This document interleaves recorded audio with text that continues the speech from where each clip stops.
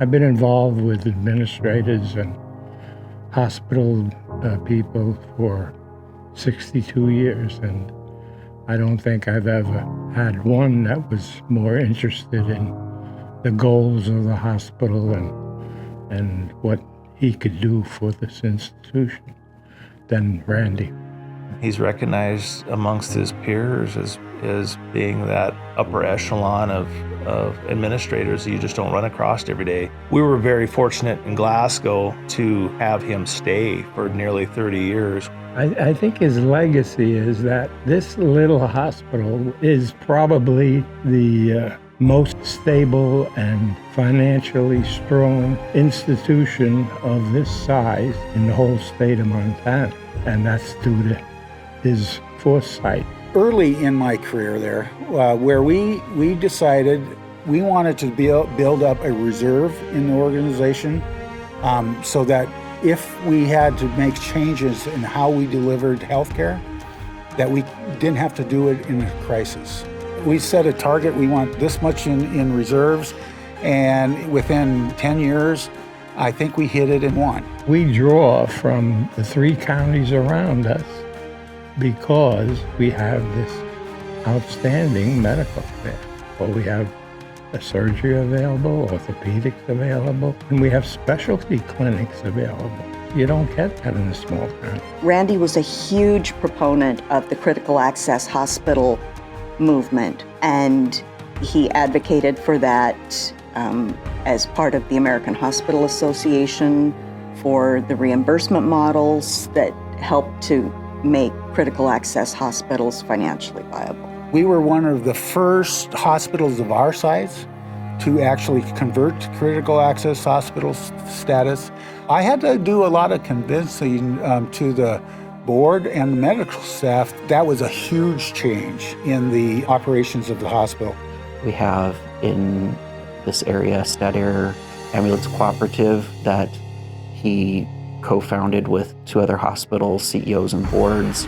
That really changed the way that we're able to connect patients to critical services in larger communities.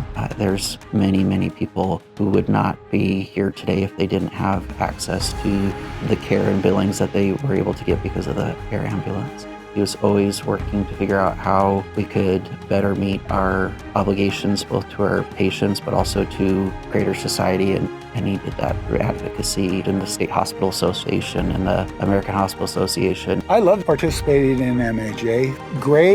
Great educational opportunities. I was on the board when the Medicaid expansion was re-upped, contacted our senators and representatives because access to care is dependent on coverage for care. And it's the right thing to do because then we can take care of people early in their disease processes where we can actually have impact. What I am most proud of is the culture that we built in Glasgow. We had a vision that we wanted to be the best place to work, the best place to practice medicine, and the best place to receive care in rural America. We live that every day, and it's printed all over our walls, and that's who we are. And he helped us to really take that to heart. There's nobody more deserving of him. He put in a lot of time, a lot of years, a lot of hard work, and he deserves it. He's just a good person, very dear to me. I feel like he's my youngest son. FMDH wouldn't be where it is without Randy Holom, and rural healthcare in Montana would not be where it is without him. He was great. You can tell I like him.